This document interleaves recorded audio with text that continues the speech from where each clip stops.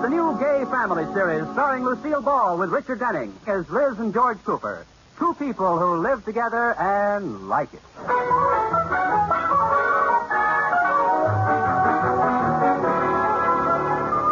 And now let's look in on the Coopers. It's early evening, dinner is over, George is in the living room, and Liz is helping Katie the maid clear off the table. Mrs. Cooper, you don't have to help me with the dishes. Oh, I'm just stalling, Katie. I want time to think.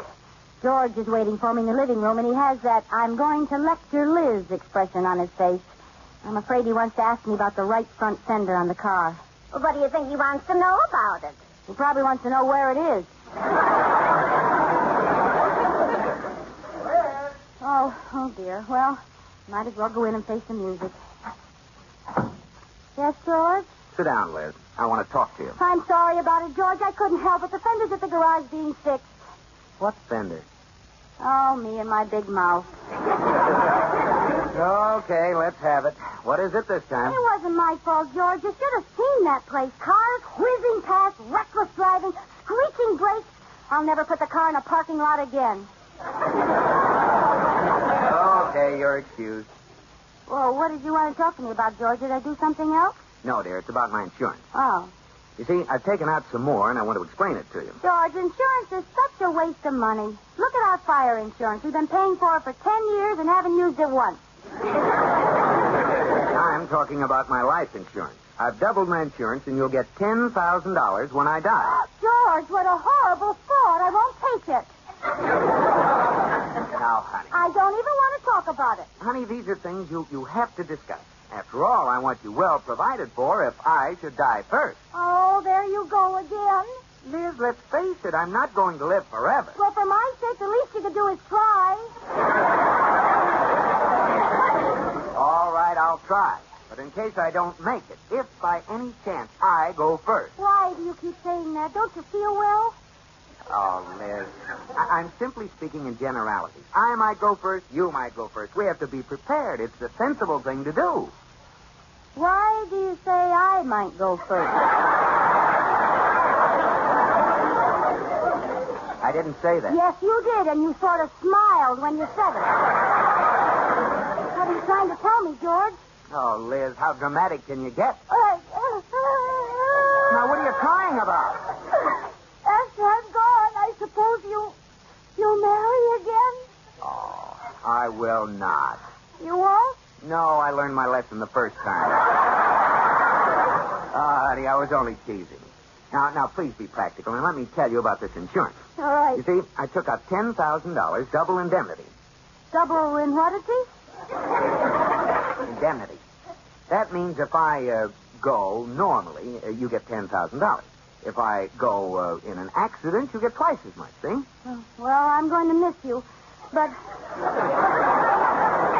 when you feel yourself going, try to make it an accident, huh? Gee, you don't have to be that practical. Well, all right then. You go any way you want. Thanks. And don't worry about the money. I'll get a job to help support myself. Oh, you holding down a job? I'm glad I won't be alive to see it. Well, I could get a job, all right. I can always be I could probably... Well, with my brains, I could... George, you better make that $30,000. I thought so. Liz, promise me you'll never get a job. Business is bad enough as it is. I don't like your attitude, George Cooper. There are lots of morons holding down office jobs, and I'm just as smart as they are. I agree. Oh, all right, I'll show you. I'm not even going to wait for you to die. I'm going out and get a job right now.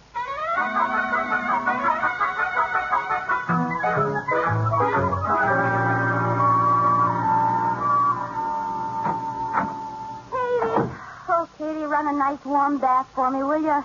I'm so tired. Where have you been all morning, Mrs. Cooper? Out looking for a job, but it's no use. They all want experienced girls.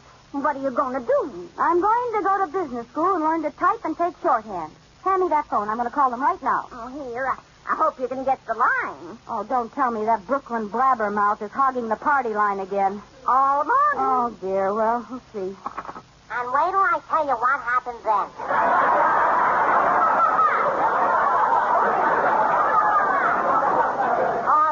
you want to get?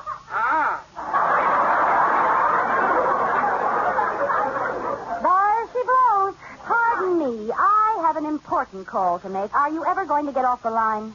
Mama, we got company. Meet Miss Big Ears. Why don't you hang up? Don't you ever get tired slapping those lips together? Blah, blah, blah, blah, blah. I got rice. I happen to be talking to my mother. You are? That's amazing. It's amazing I'm talking to my mother? No, it's amazing you have a mother. What did you think? Somebody built me with an erector set.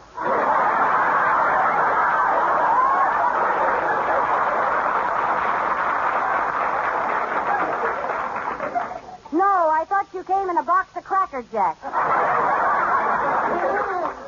Such an insult. Go on, Mama. Tell her off. So what'll I say, huh?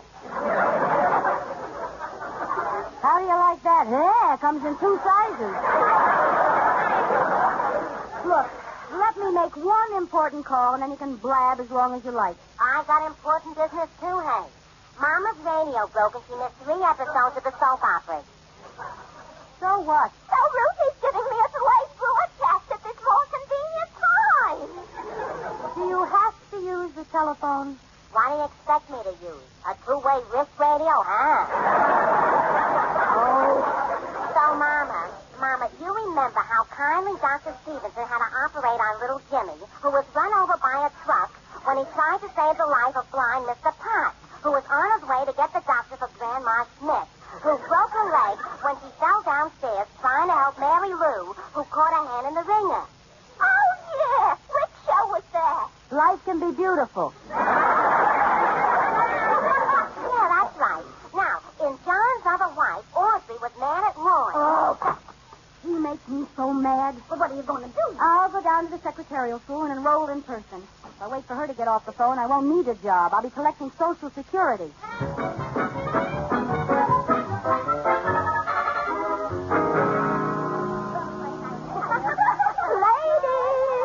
Ladies, your attention, please. Welcome to Miss Claremont's business school. You are lucky to be studying under Miss Claremont, the world's finest teacher. I am Miss Claremont. When you finish our course, each of you will be completely equipped to get along with your future boss as we teach you shorthand, typing, filing, and jiu-jitsu. For the weaker girls, we have a course in broken office running, desk vaulting, and how to use a sharp pencil point. Now, how would like to use Mrs. Cooper to demonstrate typing instructions? Oh, well, then you better give me another typewriter. This one isn't any good. What do y'all mean? It doesn't have any letters on the keys. Mrs. Cooper. Yes, ma'am. Mrs. Cooper, the keys are left blank, so you will learn to type by the touch system. Oh. I'll show you. Now, type the middle row of keys. From left to right, A, F, D, F, J, K, L. Oh, very good. Now you've learned something already, haven't you? Yes, ma'am. As Jeff Jickle. You know, that's a hard word to work into a conversation. Oh, I get the idea, though. I think I'll try to write my name. How did it come out? Shake hands with Cordy Uiot. Class dismissed.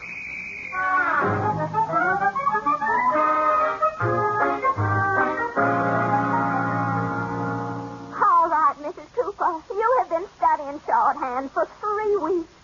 When you write the word money, it is not proper shorthand to draw a picture of a little cabbage. That's better. I don't care if it's a split pea. It's not shorthand. Well, you'll have to admit my typing has improved. This morning I typed 60 words a minute. Mrs. Cooper, Yes, ma'am. anyone can do that if they type the same word over and over. Class dismissed.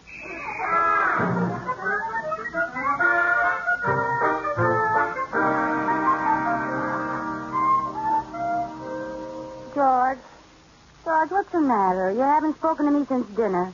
And do you have to work at home? Yes, dear. George, let me sit on your lap. Oh, but Liz, this is important. Kiss me. Kissing me isn't going to...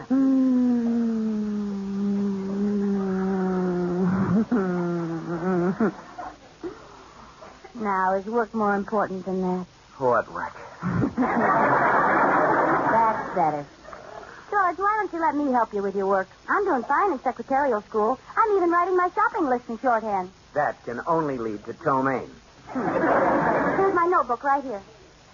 Is that shorthand? Sure, what does it look like? Looks like the tracks of a wounded fly with ink on his feet. Oh, don't be funny. It's my own system. They all mean something. Yeah? What does this one mean? The number 3, a dog, and a daisy. Oh, well, that's to remind me to get 3 heads of cauliflower. Oh. Well, I'll wait till you figure it out. Now, what's this, Dilly? A telescope, a doctor, and a child. Oh, well, I want to discontinue the newspaper. That means watch out for the examiner boy. See, the telescope is watch out. The doctor is the examiner. Never mind. Oh, now, here's one I can understand. A man throwing books in the air. Mm-hmm. Juggling your books, huh? Just a little jug. Well, don't worry. I'll make this month's accounts come out right if it takes all my next month's allowance to do it. Yeah, well, we'll talk about that later. Okay. Now explain this last shorthand mystery to me. Mm-hmm. A circle, a ship, and a laundry ticket. Oh, that. See, the circle's for a phonograph record I want to buy. Yeah. What's the ship and the laundry ticket for? That's the title. Slow Boat to China. Oh, get out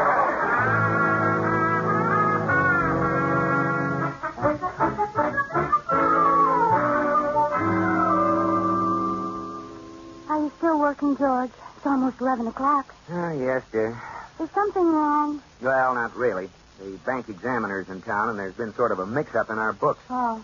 And just when I need her the most, my secretary is sick. Oh, George, let me be your secretary. Oh, no. I'm going to dictate bank reports, not animated cartoons. Oh, but this is my big chance. Please, George. Not a chance, Liz. I've already called that school of yours, and they're going to send someone over. Oh, all right for you, George Cooper. Now, don't go away mad, Liz. What's the matter, Mrs. Cooper? You look angry. I am. George needs a secretary, and he won't give me the job. Hey, you know what I'm going to do, Katie? I'm going to call and cancel the other girl and take the job myself. Do you think you should? Well, maybe my typing isn't so hot. My shorthand takes longer than longhand. But think of all the time we'll save. When he chases me around the office, I'll let him catch me.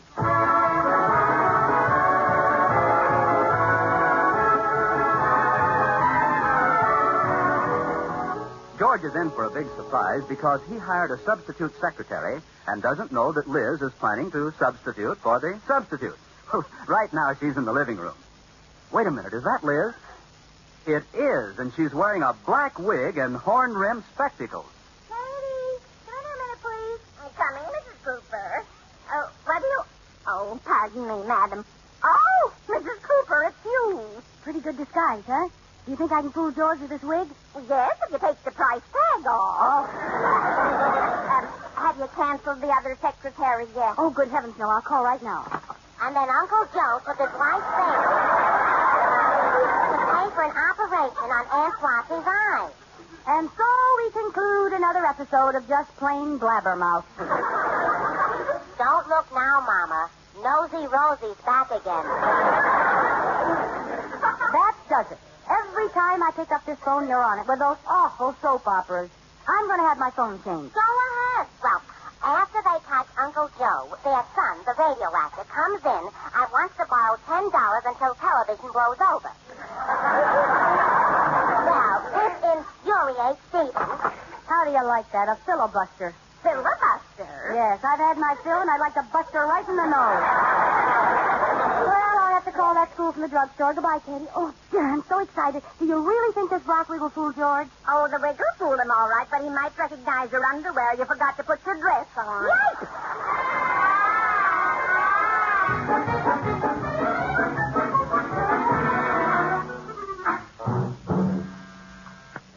Yes? Mr. Cooper, your new secretary is here. Well, send her right in. Tall brunette. Oh, send her right in. I've been waiting for her. Yes, sir. Good morning. So, good morning. Mr. Cooper, Yes? I'm your temporary secretary. Well, I'm glad to know you. Miss, I guess I'm a little nervous. I know it as well as I know my own name.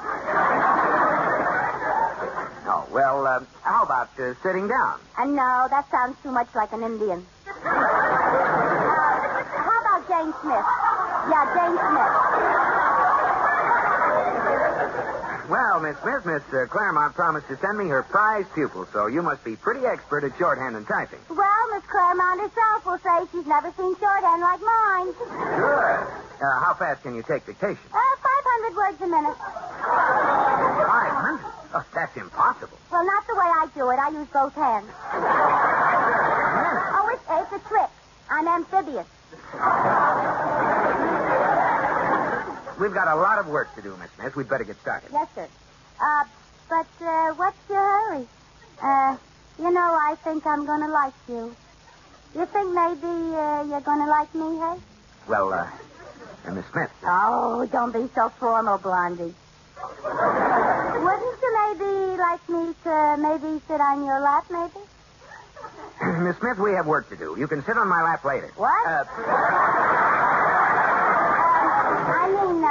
Mr. Cooper, you're married, aren't you, huh? Yes. Well, your wife sure trusts you, not interviewing your secretaries or anything, and you, a good-looking guy like you. She trusts me implicitly. She has no idea what goes on around here. Oh, she doesn't, huh? Why don't you tell me about her?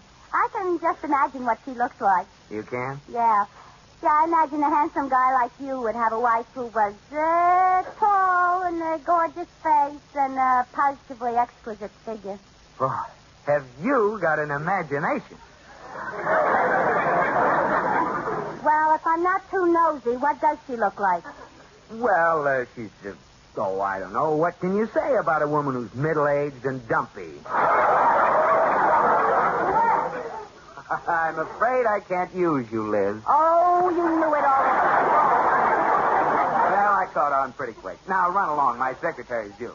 Oh, well, I don't know how to tell you this, George, but I thought I could fool you, and I canceled your other secretary. Liz, you didn't. Well, all right, I didn't, but don't hold your breath till she gets here. Oh, George, give me a chance. I'll show you what I can do. Well, it's too late to get anyone else. Now, listen to me. Yeah? The Board of Bank Examiners is meeting this afternoon. Uh-huh. And they're going to ask certain questions, and they've allowed me to prepare some written answers. Uh-huh. Do you think you can take them down if I dictate them? Well, of course I can. See here, my notes from yesterday, and I can still read them. 3 heads of cauliflower, juggle the books, watch out for the examiner boy, get a slow boat to shine. Never mind that stuff. Oh. Now, let's get started. Here's the answer to the first question. Uh-huh. You ready? Yes. The Second National Bank holds its collateral with the Humboldt Construction Company. George? Oh, I forgot. The T-H-E, Uh-huh. Second, S-E-C-O-N-D, National, N-A-T-I-O-N-A-L.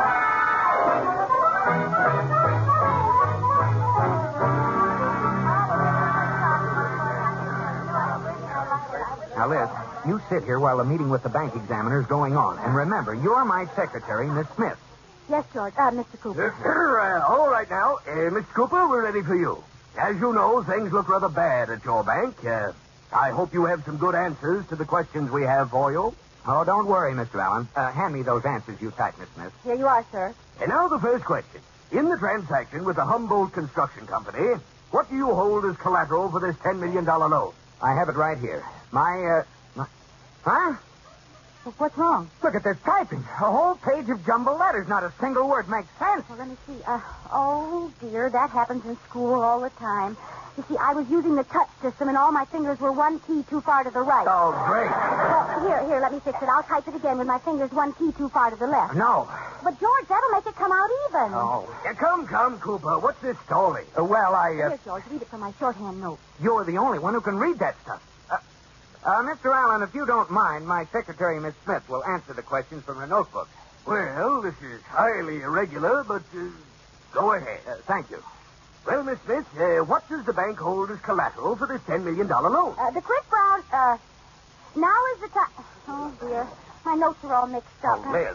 Oh, I have it. Well, what's the collateral for this $10 million? 3 heads of cauliflower.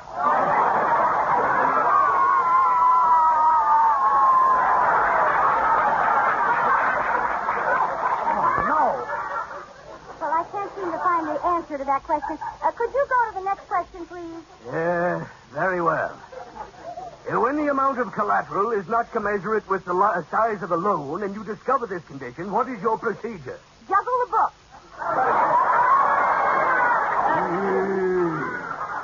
Oh, that's enough, Liz. Sit down. Just a minute. I think we may have stumbled onto something here. But you don't understand. Quiet. Next question, Miss Smith. When Mr. Cooper found out there was to be an investigation, what instructions did he give the employees? Well? I don't think I'd better read this. What did he tell the employees? What does it say, girl? Watch out for the examiner, boys. Good sake, Liz. Try to find the right note. I'm trying. Thought you'd get away with something, eh, Cooper? No, this is all a ridiculous mix-up. That's what they all say. What would you have done if you'd gotten away with it? I didn't do anything. I found it. What would you have done if you'd gotten away with it? Get a rowboat to town.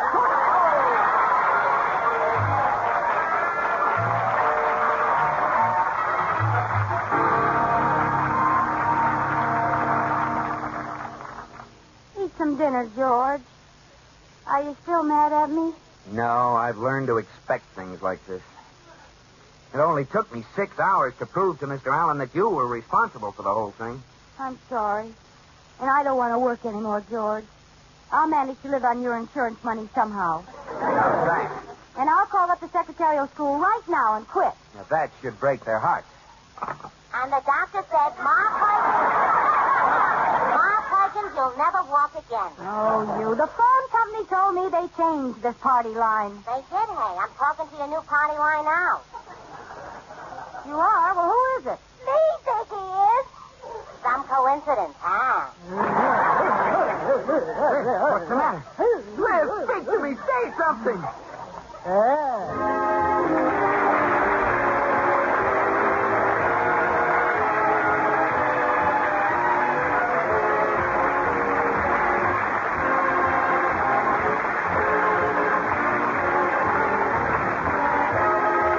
My Favorite Husband has been presented through the worldwide facilities of the United States Armed Forces Radio and Television Service.